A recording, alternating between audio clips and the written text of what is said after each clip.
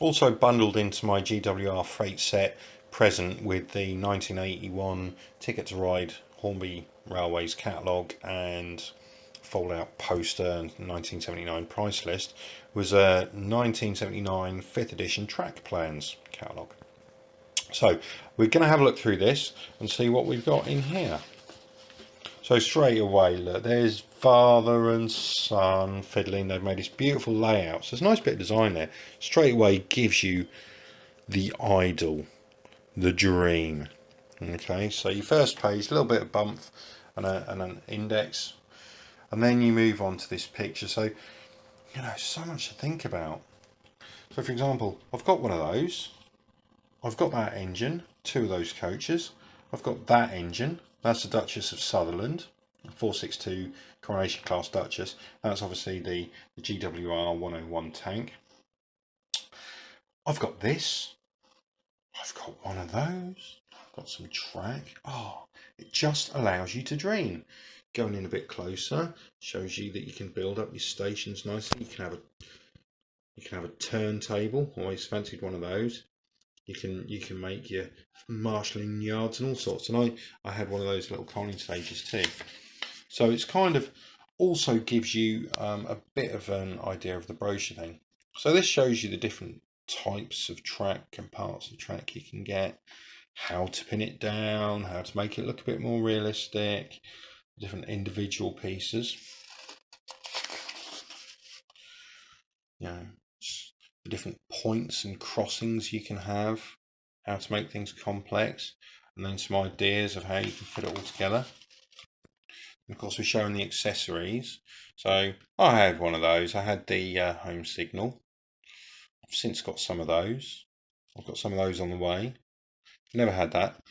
Although we did have Haddiscoe Junction box. The signal box was actually, before it was ripped up and put on display in the Science Museum in London and then moved to wherever it is now, I forget now.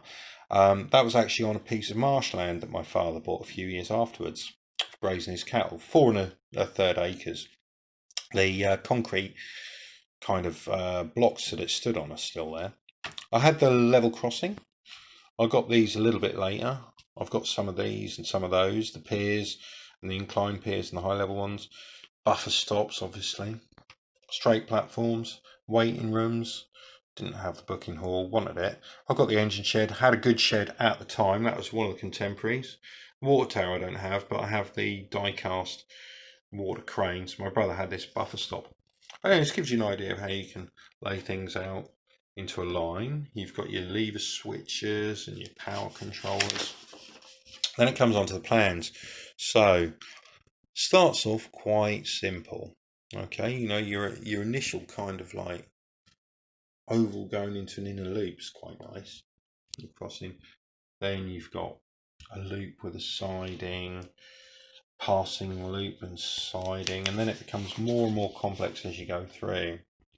And you get some really complicated, really cool plans. But you look at these as a kid and you think, wow, that's amazing. And you just want to make it. It's not necessarily that feasible. I mean, it's like the size of most people's village hall, you know. It's not feasible for in your bedroom. You certainly couldn't put this under your bed, even if you had a king size bed. That's not going to fit. That's 8 foot by 4 foot, so that's the same as the layout I've got now at home. I could potentially build something like that at home, but that won't fit under any bed. That's taken up most of the bedroom as it is. You know, same again here. It's good because it gives you all the ideas. So you just mix and match. You take bits and pieces. So it's showing like station platforms and things like that. 4 foot by 8 foot circuit again. So you've just got really one loop, but then you've got your fiddling yard or whatever I think they call it. So here, you know, again, they make good use of things. Again, 8 4. This one, 2 foot 8 here, obviously narrows there. This is 8 foot. That's 9 foot 4. So this is kind of like a corner display. I mean, if you had a big bedroom, that would be fantastic as a child to have that. And then you could have your airfix Spitfires flying around above it on some fishing line with some Stukas dive bombing, 109s escorting them, what have you, you know, straight from the trains. Or if you could get some German trains. I suppose you could have Roland Beamont strafing and blowing them up at night in his Hawker Typhoon, as he used to do. Just turn the lights off, that'd be good. Yeah, this is quite an interesting one. It's a U-shape, so it's only 1'6". Comes around. This is 8 foot here. That's 9 foot. 9 foot here. Again, 1'6" across. That's quite a cool little thing. Of course, takes up your whole bedroom. Really, you know, you've got to have either a very long bedroom, or you've got to have a door here. I don't know quite where you're going to put your bed. Put it here, I suppose. But it's still only sort of one thing. And you know, what you're going to do, you can't turn around. There's no loops, or circles, or circuits. This is kind of cool as well. It'd be nice in the loft. You can come up through your loft hatch there, for example. It'd be fantastic, you know. Good fun. Plan 17.5. I mean, look at that. 5 being the 5th edition. This is Plan 17 from there. I mean, that looks really good, doesn't it? You know, you've got to admit. And it's multi-level as well. You can see here you've got your girder bridge there. You've got your platforms. You've got footbridges. You've got your turntable. I mean, that's awesome. God knows how much that would cost to actually build. It'd be nice to work it out. Gives you an idea of how to cut your baseboards as well. Intercity 125. I mean, that Plan 18. That's only 6 foot by 11 foot. The centre portion cut out. I mean, it's beautiful. It could be absolutely great fun. You need to be having little levers and stuff like that to fiddle about with that. But yeah, it's very, very nice. You know, this stuff just inspired you to build stuff. You know, I mean, I did actually look through this again when I was building mine. Oh, look at this! Look at his little moustache. Look at his little moustache. I mean, that one there, that little expression there, just reminds me a little bit of my grandfather. Oh, my grandfather wasn't out of focus. He didn't really drink a lot, but you know, this gives you an idea. It's like, oh, Dad can help you with his flares on. Obviously, he can help you to make this. You can lie on the floor with your little sandals. You know, you can put some drawers under there. You know, Dad might hide sort of magazines that Mum don't want to see in there. She's not going to come and fiddle with the train set. You know, it shows you your basic carpentry as well. I mean, look at this. You know, how to fit everything together, how to drill it. You know, God, you'll make platform legs and flip up bits and so on. Of course, it's marvellous. How to get more interesting train operation. So points, power connecting clips, so you haven't got isolated rails.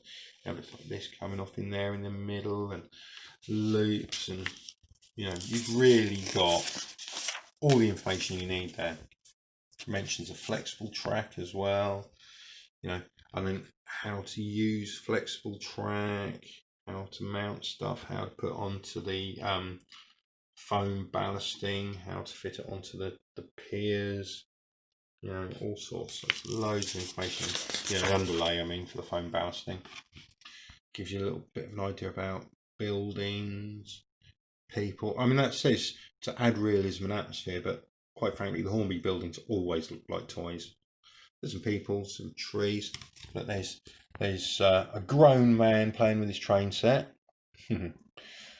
Sounds familiar, doesn't it? And he's painting his landscape, and you know, he's got his bushes on, all the old lichen. That was all we had in those days.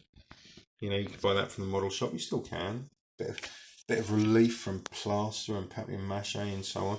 Look, you can use medical lint, painted or dried, makes good grass, and painted plaster furrowed with a comb, which wet gives an excellent ploughed field effect.